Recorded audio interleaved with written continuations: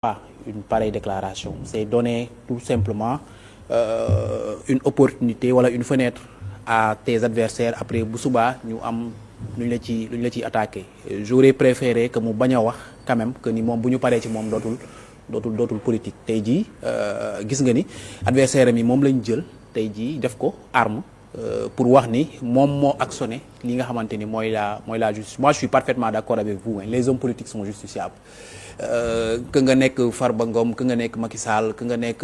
ancien ministre et cetera soo fekkee da nga am casquette politique da nga doon gérer suñuy deniers publics bés boo fi jógee tey jii bu amee plainte sa kaw dañ laa war a woo justice déglu la. Tous les hommes politiques sont justiciables.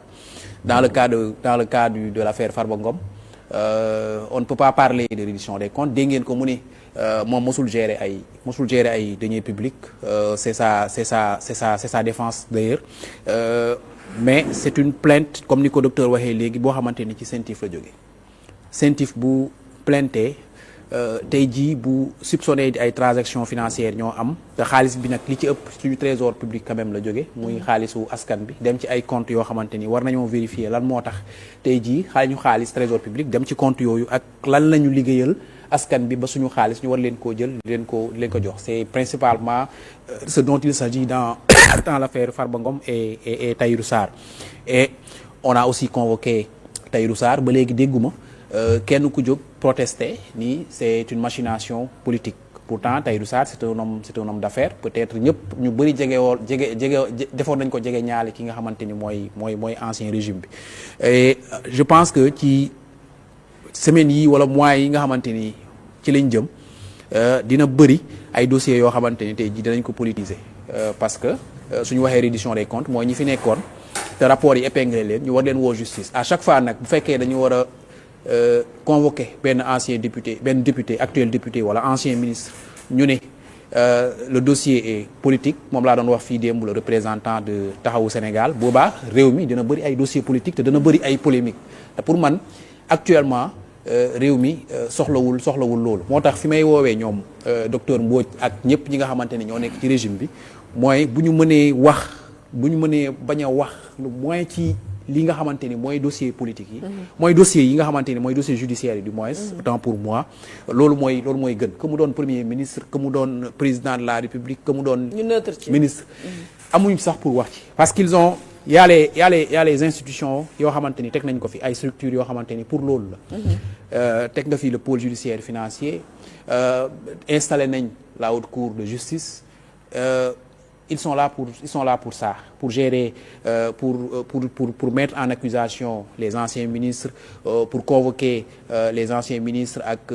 les députés, etc., avec les anciens responsables des responsables de l'ancien régime, etc. Pour man doy na sëkk. Mais boo ci bëggee toppaat à chaque fois bien que déclaration boobu mën nañ ko def mën nañ ko jàppee rek c'était dans le contexte politique campagne électorale la waaw sauf que c'est une sortie boo xamante ni pour man Ousmane Sonko mënoon na koo bañ a wax parce que bu ko waxul woon tey jii ay jegeñaale Farba Ngom duñ ko ñëwaat à chaque fois di ko rabâcher nit ñi ni moom moo ko waxoon ba keroog bu ñu ko jàppee. Donc ça veut dire que moom moo instrumentaliser justice pour def ko. Mais pour man régime bi waruñu wax sax ci dossier judiciaire yi ak fu polémique bi mën a nekkee nag nañ ko bàyyi ak ñi nga xamante ni ñoom la ñuy accuser ñu bëgg koo def des dossiers politiques bu ñu convoqué presse bi tey semaine prochaine ñu convoqué waat presse bi pour wax ci. Pour man bu desee ci cadre boobu rek la justice fera son travail indépendamment tant que l'exécutif tamit wootewul wala def communication jëmee ci dossier yooyu. Donc monsieur Mbodj est-ce que vraiment tey jii mën nañ xaar ni ak lu polémique bi mën a méttee ci boor bee tey ci seen boor du ngeen génnaat def conférence de presse pour wax ni da ngeen di leeral askan bi ci dossier judiciaire yooyu. Non mais loolu nag ayoba loolu gisoo ko fi boobu léegi ces dossiers là yi ñuy tudd yëpp mosoo ci gis porte-parole gouvernement wax ci mosoo gis li fi doon am jamono Macky Sall ma ko doon critiquer mooy ay avocat de l'État. En principe c'est du n'importe quoi. L'État est représenté par l'agent judiciaire de l'État en justice. Mais nga gis état à côté agence judiciaire de l'État nga xam ne mooy défendre la si justement surtout le patrimoine de l'État en tout cas si l'intérêt de l'État est intéressé moom moo war a teew mais nga gis alors ñuy mobiliser des avocats d'autres avocats pool d'avocats ñuy ñëw di tontanteeg ñële avec l'argent du contribuable loolu gisoo ko fii. mais cette fois-ci du ñu gis ay kenn dem ci plateau yi di jéem a défendre les dossiers. non loolu day indi déséquilibre. mais j'espère que tu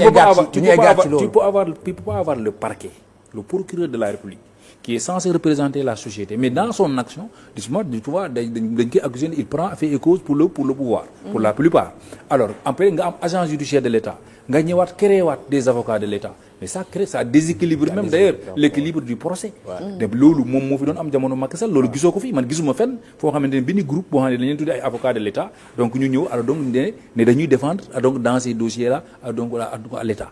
Donc il y a des personnes peut-être alors donc qui sont mises en cause, je ne parle même pas d'incriminés, donc ñoom ñu ngi leen convoqué wala ñenn ñi entendre nañ leen, am na sax ñu def mise contrôle judiciaire ñi mandat de dépôt. mais gisuma fenn foo xamante ne gouvernement organisé wu donc ci communication gisuma fenn di communiquer conseil des ministres, du communiquer porte-parole du gouvernement, du communiquer alors donc chargé de communication. mais xam nga nous sommes qu'au début du truc, parce que mën na am yeneen personnalité yoo xamante ni yu gën a forte yooyu, par exemple tey jii bu ñu leen waroon a yóbbu devant la justice. tey jii peut-être ils ont les moyens de se défendre avec des avocats yoo xamante ni c'est des ténors.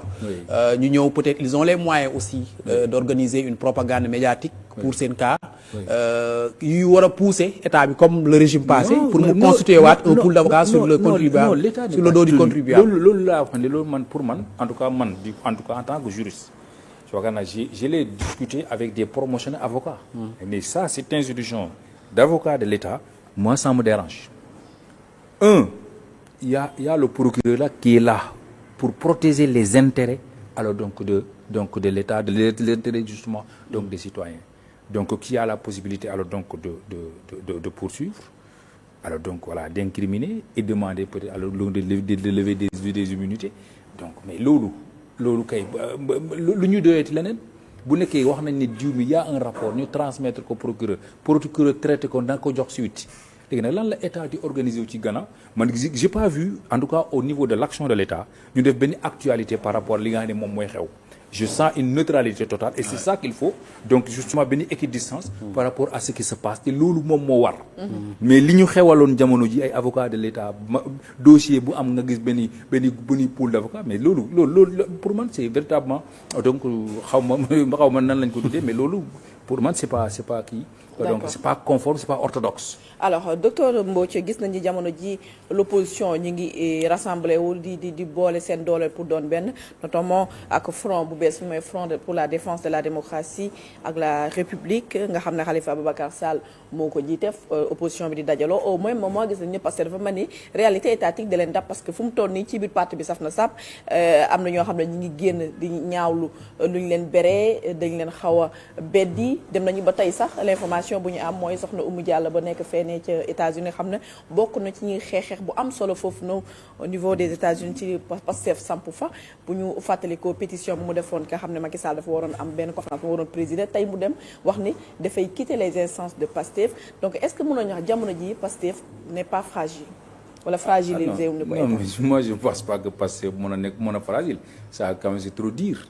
Un parti bu nga xamante ni déjà gis nga lim traversé en termes de temps, donc très résilient, ñëw au pouvoir nag même team ay dossiers ñu yàkkamti ko, parce que ay dossiers la team sénégalais bu nekk mu ngi naan gis naa sax benn waaju naan xaw ma lan système de dëgër xam na ko waaji tuddee. Donc xam nga yooyu farce la. Gis nga fii Sénégal nord bi ni mënul ñàkk a métti. Frustration yaa ngi commencé day gars yaa ngi commencé rale ci suuf de. Non, frustration day fekk yow ngay xaar rek peut-être yow partage du gâteau wala ñu jox la sa bopp. yaa ngi dégg fii sénégalais bu nekk man maa nga fa ma nekkoon bi nguur gi di changer dama fekk ma nekk maire mais di jàngale université maa nga sama activité keneen mu ngi ci activité am bu ñu amee confiance ci yow xoolu sa compétence mais dañ la jox responsabilité. boo amul loolu nga xaar leneen. Mais aussi je pense que les gens ne se battaient pas alors donc uniquement pour ku nekk ne man jox ma sama wàll bu nekkee ku nekk dafa nekk war ci ay millions de votants, mais on peut pas donner à tout le monde alors justement en tout cas une part. Donc il faudra, le plus important mooy que le parti alors donc fonctionne, continue justement son animation, continue alors donc sa massification et sa structuration te loolu gis naa un communiqué boo xam ne génn na pour loolu. Le plus important c'est ça. Maintenant nag le fonctionnement de l'État, donc l'État nag moom du parti. et puis nag ku nekk nag boo taxawee ne man moom sama wàll boolewuñ ma joxuñ ma donc loolu moom dina incompréhension dina am parce que c'était pas ça aussi le sens de l'action politique. dañoo jàpp ne ragaloo leen front bi copte frustré yi nga xam ne ñu jógee Pastef. bon xam nga aussi opposition bi ñu ngi dajaloo de. pouvoir ñu ngi waaj dem ci ay élection électorale. pouvoir ñu ngi dem ci ay campagne fële plutôt pouvoir yi falu yëpp. élection am locale na ñoo xamante ne 1 an sax fekkul leen ci pouvoir compagnonnage boo xoolee Abdoulaye Wade ak boo xoolee Macky Sall am na ñoo xamante ne bi ñu ànd ak moom 1 an fekkul leen foofu.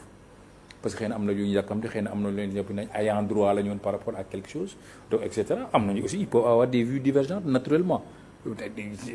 les partis politiques c'est comme ça c'est des moments alors donc justement de recrutement des moments de démission et cetera d'alliance et de désalliance naturellement loolu day am mais le plus important il faut que donc le parti donc en tout cas comme fi mu jaar boo jël pouvoir bi il faudra qu'il s'adapte justement au contexte du pouvoir donc élargir ses bases donc gën a massifier donc pour mën a def face justement donc aux urgences nga xam ne moom mooy les urgences du moment les urgences politiques d'accord mais aussi donc la réalité de l'État donc aussi donc mais ñu bari dañoo wax ni Pastef mais front moom que l'opposition s'organise mais cela va de soi ça a été toujours le cas il y a tellement teni boo doon lim les organisations yi nga xam ne opposition créé nañ ko fi les fronts de l'opposition mais tu peux avoir de 2000 à léegi rek mën nga am 100 parce que tous les mois tous les jours justement donc les gens fii créé nañ fi atel yàggul dara donc atel naaw créé nañ fi xaw ma Samb sa kaddu et cetera donc bii xaw ma nu mu tudd mais donc loolu naturellement pour man ça fait partie du fonctionnement normal du pluralisme politique. mais dañ leen reproché na yaataloo leen aussi parce que ñi nga xam ne dañoo jàppale woon ñu nekkoon ci coalition Diomaye président ñu bari ba léegi ñu ngi toog di xaar ku mel ni sa ancien mentor di Déthié Fall ay ñoom Boubacar Camara ñi nga xam ne mënuñ gis nañu xeex bu ñu xeex au sein de la coalition Diomaye dafa mel ni ba léegi gisuñu cëraluñu leen. man de li ma gis mooy. maanaam da ngeen bëgg a def gestion Pastef gouvernement bi ña fa nekk ñoo xam ne duñu ay Pastef assumer ko di ko assumer bu léegi yaakaar naa bari nañ fa des ministres qui ne sont pas de Pastef le ministre de l'éducation le ministre de l'hydraulique le ministre de l'enseignement supérieur ils sont nombreux des gens yi nga xam ne ils sont donc dans des responsabilités ils ne sont pas de Pastef et ils l'assument ils ont des formats d'autres cadres et ñu ngi koy animer je pense pas qu'on peut justement joxoon nit ñi ne lii la ñu jël def gestion Pastef je ne pense pas donc xëy na li ma wax mooy que président de la République constitution da ko bindal ne moom mooy nommé aux emplois civils et militaires bu nekkee nag ki koy soutenir moom da nga ne yow parce que da nga ko soutenir rek gis naa président Ousmane Sonko wax ko meeting bu Mbour ku ñëw jàppale ñu pour ñu liggéey réew mi mais ku ñëw ne da nga ñoo jàppale si di xaar pour ñu jox la donc c'est pas une obligation justement donc bu nekkee nag da ngay xaar ñu jox la bu yàggee da nga dem. en fait la politique pour diriger aussi ah. non mais dafa nag bu nekkee ña fa ñi taxaw foofu noonu. di les soutenir leen di ànd ak ñoom peut-être élection législative et cetera amuñu responsabilité donc bu nekkee tey dañoo wax ne ñoom de droit dañoo war a am responsabilité donc pour am privilège xëy na donc jàpp naa ne yàgg dañuy dem peut-être rejoindre donc le front de l'opposition le li ma def mooy que on sert un État donc ku nekk on sert aussi on soutient un parti politique donc qui est au pouvoir donc soutien c'est pas parce que en étant responsable directeur ou ministre que ci ngay soutenir donc l'action du gouvernement man je ne crois pas à ça donc li ma gëm mooy que boo koy soutenir da nga koy soutenir dans ses idées da nga koy soutenir dans ses orientations da nga koy soutenir di défendre li nga xamante ne donc mu ngi koy def donc loolu disséminer ko donc légitimer ko man pour man loolu moom moo war ñëpp donc bu xëy na pouvoir bi bu yàggee bu yaatoo ñeneen ñi xëy na ku amul responsabilité nga mën a am responsabilité parti bi nga xamante ne sa cumul bëriwul parce que yaa ngi koy doxal te boo demee assemblée nationale boo ne monsieur le député maire ñi lay gëstu duñu waa Pastef amuñu fa wala kenn la fa directeur yi fi nekk pour nga gis directeur maire da nga koy wër ba sonn donc nga xam ne déjà parti buy doxal loolu yaakaar na ne kooku noonu dañ ko war a téye xam ne nag lii c'est un exemple justement donc dans la gestion ba député maire yi nekk assemblée nationale pourtant ëpp nañ 10 li ma ci xam Pastef benn la ci am ñoom Farba Ngom yi c'est des députés maires ay ñoom Thérèse Faye ak ñoo ñëpp ñoom le maire du Ndioum ak député maire boo fa laale opposant la ils sont nombreux Gossas ak ñoom Maguette Sène ak beaucoup de députés maires. D'accord. Voilà. Alors Ayoba est-ce que xalaat ba partagé nga opinion bi les analystes